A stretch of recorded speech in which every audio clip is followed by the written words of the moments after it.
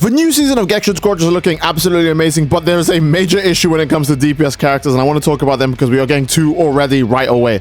Now, there are two nightmare scenarios that I can see happening. One, a DPS black hole, where the DPSs have to keep being stronger than the last DPS. A good example is Super Saiyan 3 Goku was massively stronger than everyone else that came out before him, and Broly is also terrifying. The same is going to happen to Kefla and Vegito here, where we just get so many DPS that the game eventually breaks under the weight of how much damage is being output.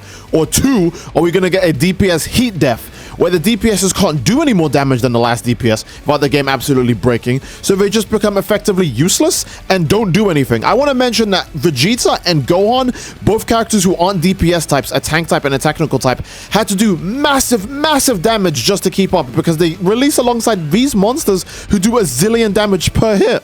Hello everyone, it's me again, Steve Doja here, back some more Dragon Ball Gekishin Squadra. And yeah, Gekishin Squadra is actually a game I'm playing a lot in my free time. I've not been making as many videos on it, but I think I will because I actually do enjoy this game that much. And I wanted to talk about the DPS situation in Gekishin, because obviously the game's damage ceiling is rising. If you guys haven't been paying attention, they've actually been buffing a lot of characters in this game, nerfing the ones who do way too much damage and buffing the ones who don't do enough damage, because this game is looking like it's going down a DPS race kind of track, where the main concern is going to be how much damage can a character output.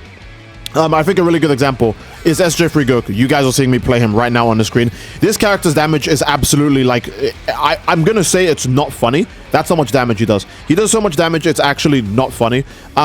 And it doesn't help because he released as a tank buster character, but he's so good at tank busting that if he sees someone with low HP, they also die instantly. So it doesn't really matter how much like max HP a character has. He just does so much damage you really can't survive it. Here's a good example. I killed this guy off screen. I can't even see him. I just blew up that Goku off screen.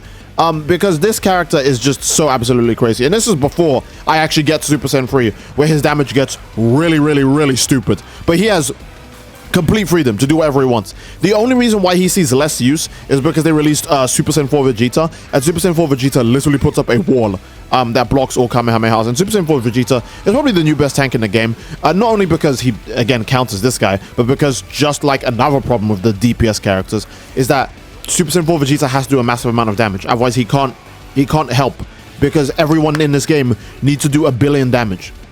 I think a great example of this is Gotenks. Gotenks released basically right after SJ3 Goku. And obviously, you know, Gotenks isn't one of the most popular characters, so people aren't expecting much from him. But it was still surprising to see how much damage this boy does. Now, I want to remind you that Gotenks is supposed to be a technical character. These characters more so support the overall, like, team fights and everything. I'm not saying that they have to be, like, bad on their own, but they are kind of relying on the fact that their team is going to be helping quite a bit as well. But Gotenks as a technical type only buffs himself, technically. All of the debuffs he applies to enemies are so he can do more damage to enemies. He can slow enemies down, and he can also stun enemies. And his skill that stuns enemies does a disgusting amount of damage on its own already, which is just weird because he's supposed to be a technical type, but he genuinely hits as hard as some other DPSs in the game. In fact, Gotenks is so good, he's one of the only reasons why you don't see people use Frieza so much anymore, because he instantly kills Frieza while also providing similar benefits to him, being super quick and being able to do massive damage over a really quick span of time. And he's also kind of independent in a sense, right? So Gotenks is also super crazy. Vegeta's super crazy because, again, you guys know Vegeta kicks you against the wall, and you might as well just turn off the game and find a new match because you're done. The characters in this game are doing an absolutely disgusting degree of damage, and this is before I even talk about Broly.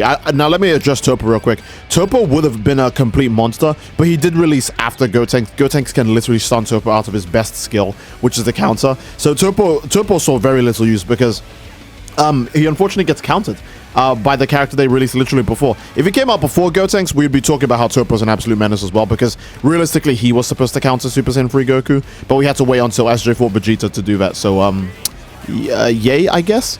And this is before we even talk about Gohan, bro.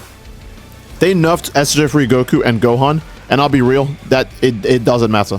Those characters have been, as I'm talking right now, these characters, you're watching the nerfed version of this character's gameplay. So if you see anything that looks a little bit crazy, a little bit absurd, a tiny bit unfair, that's apparently the okay version. So imagine how bad it was before. So Gohan is disgusting. I don't have any footage of Gohan for you in this video here, but Gohan is a character that, even though he's a technical type, his version of support is basically being a mini Super Saiyan 4 Vegeta with how much he can knock you into walls. But he also is like Cell as well, where you basically can't escape him. Like the moment you're in combat with this character, you literally can't get out because he will keep knocking you back. He'll keep grabbing you. He'll keep stunning you. Like you're just stuck. You just have to take that. But then also, you'd think, okay, well, maybe Gohan's main utility is that you can't escape him, right? That's kind of balanced. No, because Gohan's ultimate is like a one-shot to every character in the game, and I'm not joking when I say this. Gohan genuinely counters tanks, because not only can they not escape him, he does so much damage, they literally cannot take it. I do not know what the hell is going on with the damage scene in Gekishin Squadra, but it's looking absolutely absurd. Here's a good example, right? Zamasu was a tank that people considered kind of amazing before in the beta because Zamasu literally cannot die. But the problem is not being able to die means nothing in the face of being super tanky and almost not being able to die while also doing more damage than like Bojack. You know what I mean? Like, there are DPSs in the game who do less damage than some of the technicals and some of the tanks in this game now. It's actually ridiculous. There are DPSs you see who go... And I want to remind you, DPS is the most loaded class in the game. Like, Gamma 1 and Gamma 2, you basically don't see them anymore. Oob, you don't see these characters anymore because they have been completely outclassed by characters who do more support or have more health and then also do more damage. It's ridiculous.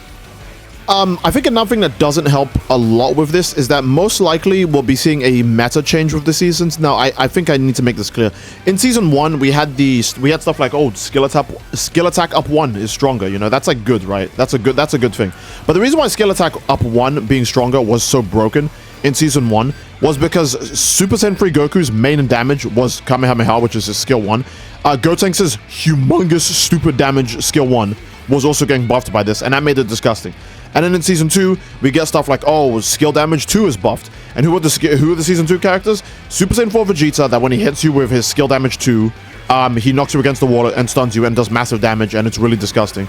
Gohan as well, who his skill 2 knocks you back and he can instantly reset it with using his skill 3 so he can land his skill 2 again. So Gohan's skill that's trapping you is also the skill that's doing the most damage through the whole fight, which is unbelievably gross.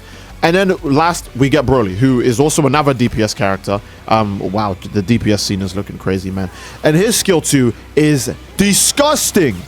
Broly's skill 2 is one where he just literally chases you down, slows you down, does massive damage, and has a stacking debuff. So when he hits you with his next regular melee attack, you take a ferocious amount of damage.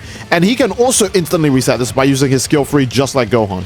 So the meta changes are actually, or like the seasonal changes are also made to benefit the meta characters. I've always said that Gekishin Squadra was technically a pay-to-win game the moment they dropped Super Saiyan 3 Goku, but it becomes more clear when you see how the seasons do favor the seasonal characters a lot. Now, obviously, I know some people are going to argue, well, the season should favor the seasonal characters because they need to make money, and that makes sense. But at the same time, it does create an even worse, you know, meta scenario. Again, the DPS black hole is what I'm worrying about the most, because we have DPS characters who do less damage than technical and tank type characters because the newly released characters have to compete with the newly released characters. And the old released characters, the characters who get no love, the characters who get forgotten, the characters who can't make any more money, they're just gonna get left on the wayside, right? Maybe when the devs need to make a skin for these characters, they'll remember them and they'll give them a patch to make them slightly more relevant. But for now, you get scenarios like, again, the Gammas, Oob, being massively overpowered by everything else in the game because the Gammas have no HP, right? Imagine having no HP and then not being faster than Gohan.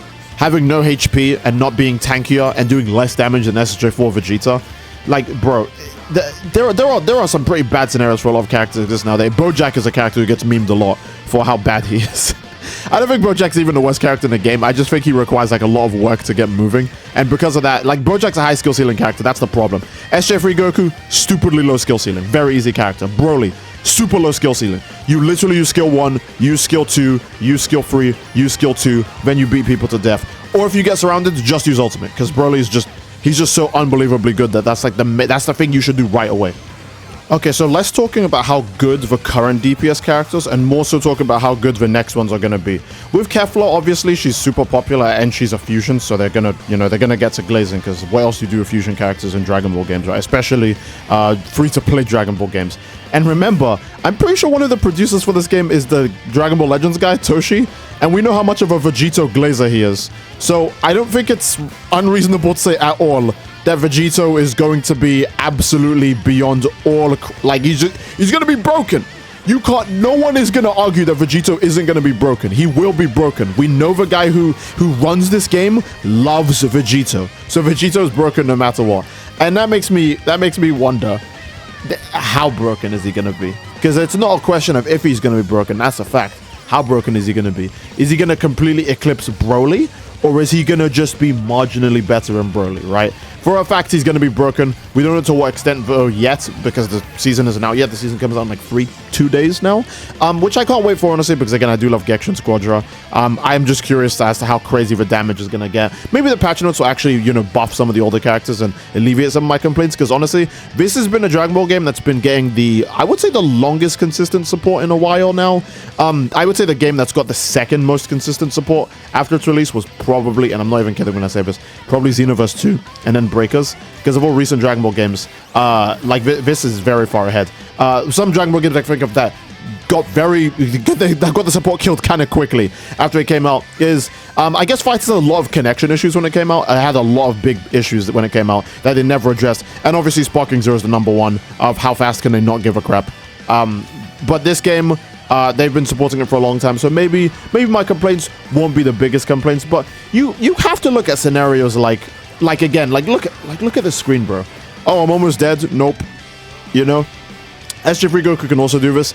By the way, he's a ranged attack character, so when you get close to him, you think, oh, finally, I can beat him to death, and then he uses Dragon Fist, and you instantly die, and your whole team behind you instantly also dies.